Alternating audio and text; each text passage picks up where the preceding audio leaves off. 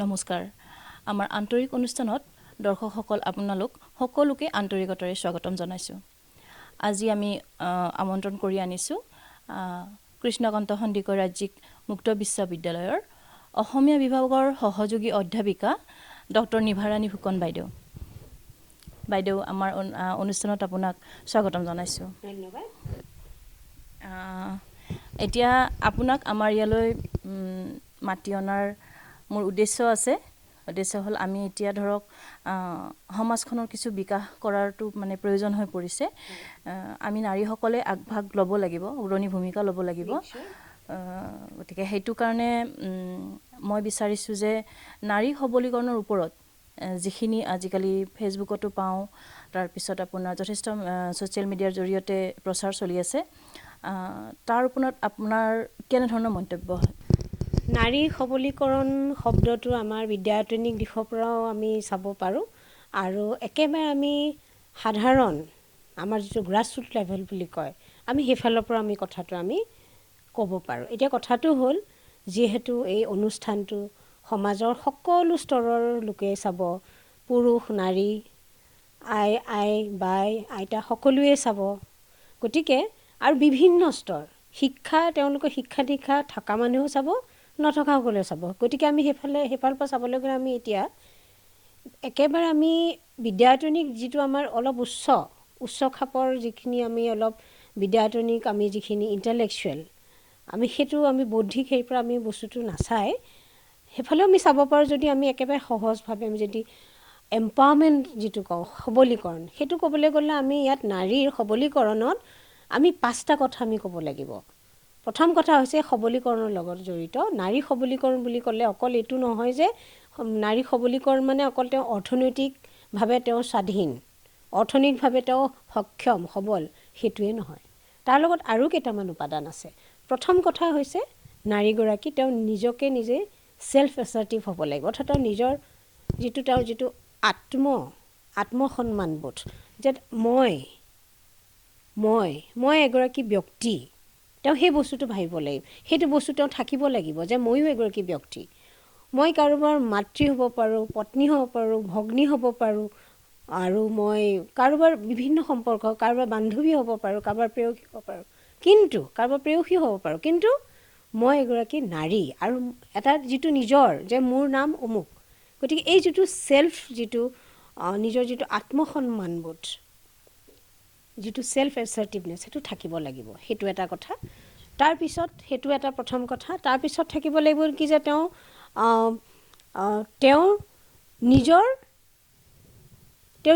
তেওঁ যিটো ভাল পায়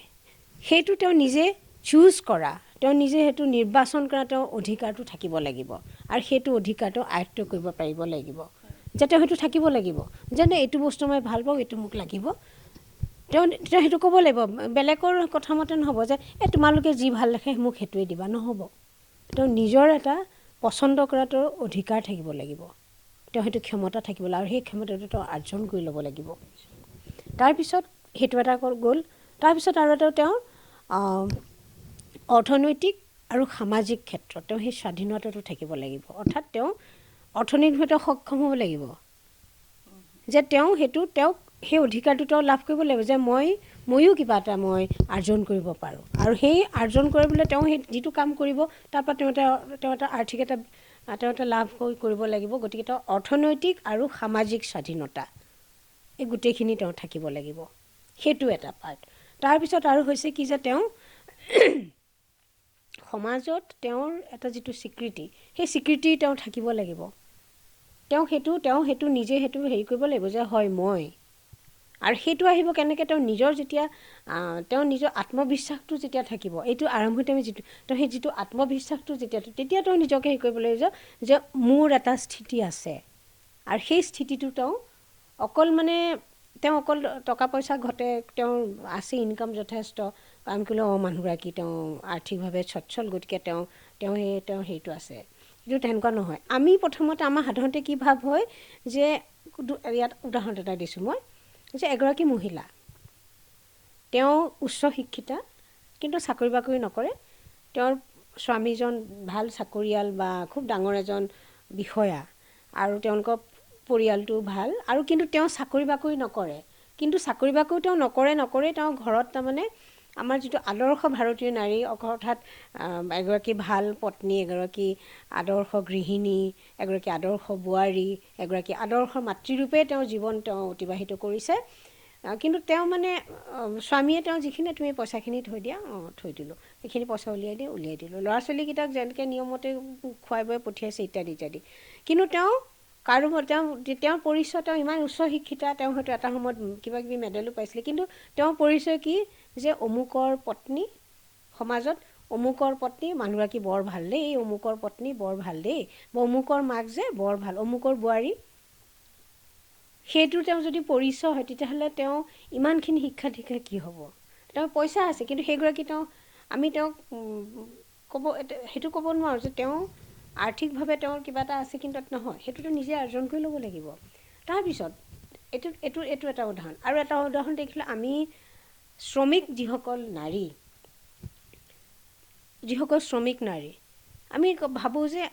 আমাৰো নিজৰ কেতিয়াবা কিছুমান ভুল ধাৰণা কিছুমান থাকে আমিও নাৰী সবলীকৰণ আমি নাৰী হিচাপেও আমি নাৰী সবলীকৰণৰ বিষয়ে আমিও বেছি ভালকৈ নাজানো আমি এতিয়া লাহে লাহে আমিও এতিয়া শিকি আহিছোঁ কথাবোৰ আমিও এতিয়া লাহে লাহে শিকি আহিছোঁ সবলীকৰণ আমি ভিতৰলৈ সোমাই যাব লাগিব যে আমি শ্ৰমিক নাৰী দেখিছোঁ ৰাস্তাত ইমান কষ্ট কৰে আমাৰ যিসকল মাইনৰিটিৰ সাধাৰণতে আমি মাইনৰিটি নাৰীসকলে ইমান পটককৈ চকুত পৰে বা আমাৰ ঘৰত কাম কৰা বাঈগৰাকী আমি কওঁ যে তেতিয়া মানে এই যিগৰাকী মহিলা উচ্চ বংশজাত মহিলা কিন্তু কি যে তেওঁ চাকৰি বাকৰি নকৰে তেওঁ আদৰ্শ পত্নী আদৰ্শ গৃহিণী আদৰ্শ মাতৃ কিন্তু কথাটো হ'ল যে তেওঁ ঘৰতে থাকে কিন্তু কাৰোবাৰ পত্নী কাৰোবাৰ বোৱাৰী ইত্যাদি তেওঁৰ চিনাকি তেওঁ কোনোপধ্যে তেওঁ সেই আমাৰ যিটো সবলীকৰণ সেইটো শাৰীত নপৰে আৰু তেতিয়া আমি ক'ব পাৰোঁ যে এওঁ 10 টকা ইনকাম কৰে এওঁ 50 টকা বা ডেইলিতো 300 টকা বা 500 টকা হাজিৰা কৰে যে তেওঁ অৰ্থনৈতিকভাৱে তেওঁৰ সেই স্বাধীনতাটো আছে গতিকে তেওঁ সবল কিন্তু আমি সবলীকৰণত আমি তেওঁক সঁচা অৰ্থত ধৰিব নোৱাৰোঁ কাৰণ তেওঁ যিকেইটা পইচা পায় সন্ধিয়ালৈ তেওঁ সেইকেইটা তেওঁৰ পতিৰ হাতত দিব লাগে নহ'লে তেওঁ বৌয়েকৰ নহ'লে তেওঁ শাহুৱেকৰ হাতত দিব লাগে বা তেওঁৰ হাতৰ সেই পইচাখিনি এনেকুৱা যে লগে লগে পইচাখিনি বেলেগৰ হাতলৈ গুচি যায় বা তেওঁক যিজনে হয়তো কামত লগাইছে সেইজনে আধাখিনি লয় একো কাম নকৰে তাৰ পৰা সেই পইচাখিনি লয় তেওঁৰ হাতত হয়তো মিনিমাম কিবা এটাত হয় সেই পইচা তেওঁ নহয় তেওঁ কষ্ট কৰে কিন্তু তেওঁ নিজৰ হাতত নাথাকে আৰু তেওঁ পিছদিনাখন হয়তো সেই পইচা তেওঁ গিৰিয়েকৰ পৰা হওক বা কাৰোবাৰ পৰা হওক যে মোৰ যাওঁ এতিয়া মই আকৌ কামলৈ ওলাই যাওঁ মোৰ চাহ অকণমান খাবলৈ মোক পইচা কেইটামান দিয়া অথচ সেইখিনি তেওঁ নিজৰ পইচা তাত তেওঁৰ অধিকাৰ নাই গতিকে তেওঁ সবলীকৰণ হ'ল কেনেকৈ এই গোটেইখিনি আৰু শিক্ষা দীক্ষাটো লাগিবই গতিকে এই গোটেইখিনি বস্তু মিলি পেলাইহে এগৰাকী নাৰী প্ৰকৃতাৰ্থত নাৰী সবলীকৰণৰ যিটো সংজ্ঞা সেইটোহে আচলতে তেতিয়াহে সম্পূৰ্ণ হ'ব গতিকে আজিকালি সবলীকৰণৰ লগত জড়িত আমাৰ বিভিন্ন অনুষ্ঠান প্ৰতিষ্ঠান বিভিন্ন সংগঠনে আৰু বিদ্যায়তনিক ক্ষেত্ৰতো এই সবলীকৰণৰ লগত জড়িত বিভিন্ন আলোচনা চক্ৰও পাতে আৰু বিভিন্ন কৰ্মশালা কৰে আৰু যিটো আমাৰ ক্ষেত্ৰভিত্তিকো কিছুমান কাম কাজ কৰে ফলত এনেকৈ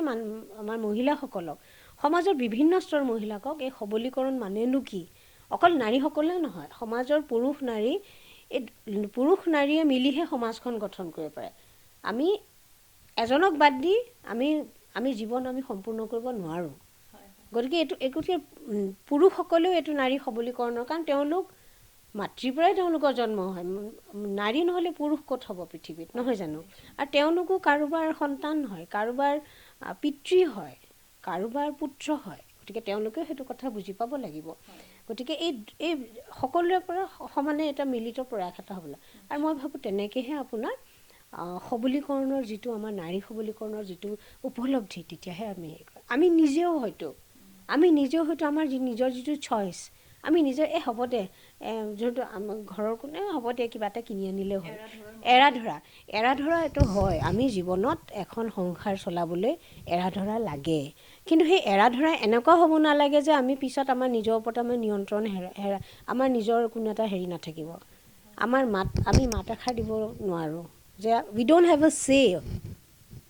সেইটো হ'ব নালাগে এৰা ধৰা লাগে কিন্তু তাৰ মাজতো এটা লিমিট এটা থাকিব লাগে এটা সীমাৰেখাডাল থাকিব লাগিব সীমাৰেখাডাল স্পষ্ট হ'ব পাৰে নহ'লে অদৃশ্যডাল থাকিলেও কিন্তু সেই সীমাৰেখাডাল পুৰুষজনে সেইটো সন্মান জনাব লাগিব পুৰুষজনে কেতিয়াও নাৰীগৰাকীক তেওঁৰ যিটো তুমি এইটো কৰিবই লাগিব সেইটো তেওঁ দি দিব নোৱাৰে। আৰু নাৰীগৰাকী সেইটো এটা প্ৰতিবাদ কৰিব লাগিব। প্ৰতিবাদ এইটো নহয় যে কাজিয়া পেচাল কৰা, তেওঁ যুক্তিসংগতভাৱে তেওঁ সেইটো দিব লাগিব। আৰু তাৰ কাৰণে কি নাৰীক শিক্ষাৰ প্ৰয়োজন। বাইদেৱে যথেষ্ট গুৰুত্বপূৰ্ণ কথা এটি ক'লে। নাৰী সবলীকৰণৰ ওপৰত যথেষ্ট এতিয়া প্ৰচাৰ চলি আছে, কিন্তু ইয়াৰ মাজতে যদি এগৰাকী গৃহিণীয়ে নিজেই ইনিচিয়েটিভটো নলয়, মানে নিজে যদি আগবাঢ়ি নাহে যে মই দেখোন ক'ত আছোঁ, মই দেখোন কি কৰি আছোঁ। আচলতে আমি নিজৰ সংসাৰখন ভালকৈ ৰাখিবৰ কাৰণে, সংসাৰখনত যাতে কোনো আউল নালাগে, সেইকাৰণে বহু নাৰীয়ে বহুত এনেকুৱা ঘটনা পোহৰলৈ নহাকৈ থাকি গৈছে, তেওঁ তেনেকেই মৃত্যু হৈ গৈছে। মানে বিভিন্ন ধৰণৰ যি অত্যাচাৰ, মানসিকভাৱেই হওক বা শাৰীৰিকভাৱেই হওক, গোটেইখিনি সহ্য কৰি যায় অকল মাত্ৰ নিজৰ গিৰিয়েকজন আৰু নিজৰ ল'ৰা ছোৱালীৰ কাৰণে। হয়, আমি যেতিয়া এখন ঘৰলৈ বিয়া হওঁ, সেইখন ঘৰ আমাৰ নিজৰ হৈ যায়, কিন্তু যেতিয়া এজন পুৰুষে নাৰীৰ ওপৰত অত্যাচাৰ চলায়, তেতিয়া সেই ঘৰখন কেনেকৈ নিজৰ হ'ল নাৰীগৰাকীৰ?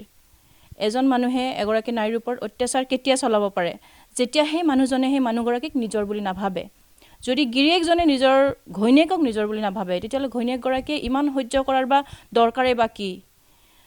আপোনালোকে যিসকল নাৰী আজিও নিৰ্যাতিতা হৈ আছে, তেখেতসকলক মই আহ্বান জনাইছোঁ, আপোনালোকে কথা কওক, মুখেৰে মাতক যে হয় মই কষ্ট পাইছোঁ, সলিউশ্যন কৰক, কথা পাতক, যি প্ৰকাৰে নহওক কিয় নিজৰ প্ৰব্লেমখিনি ক'বলৈ যত্ন কৰক বা সলিউশ্যন কৰিবলৈ যত্ন কৰক। এইটো নহয় যে সংসাৰখন ভাঙি গ'লেই সলিউশ্যনটো হৈ যাব, এইটোও নহয়, কিন্তু মানুহজনক বুজাব লাগিব। আজি কিছুমান আমাৰ সমাজখনে হ'ল পুৰুষাসিত সমাজ, গতিকে কিছুমান এনেকুৱা ঘটনাও দেখা যায় যে মানে তেওঁ যি ক'ব সেইটোৱে হ'ব। সেইটো হ'ব নালাগে। আচলতে মহিলাগৰাকীকো সমানে অধিকাৰ দিয়া উচিত, আৰু ডাঙৰ কৰিবলৈ দিয়া নাই, কিন্তু সমান হ'ব লাগে, আৰু সেইটোৱে কথা।